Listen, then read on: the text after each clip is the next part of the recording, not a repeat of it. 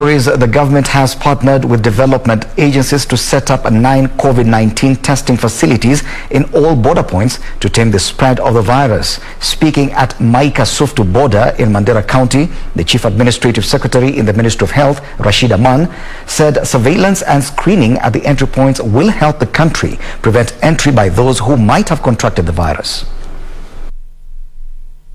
A delegation from the Ministry of Health, development partners and diplomats were in Mandera County to assess measures that have been put in place for COVID-19 surveillance. The delegation toured Maika Suftu border point for first-hand information on what the government was doing in policing its borders.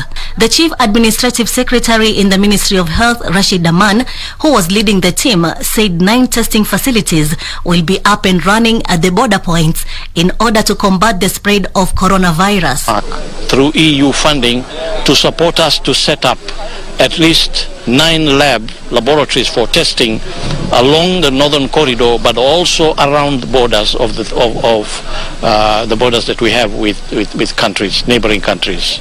The Intergovernmental Authority on Development IGAD Executive Secretary Dr. Wokne Gebeyeho, who was part of the delegation, said they will continue helping partner states in the fight against the pandemic. Health integration is less conflict, less controversial, less political.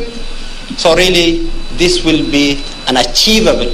Where not only the ministry but also IGAD has really come forward to help us with consumables of COVID-19, whether it's PPEs and other things. With Area Governor Ali Roba lamented on the influx of Ethiopians and Somalian nationals seeking healthcare services in Mandera County, straining the available facilities. Ministry has supported us quite well. The facility and the mess is all 100% functional, as you've seen today. From the time we've started, it's working extremely well, serving the population across the border. The second tractor has a plow on the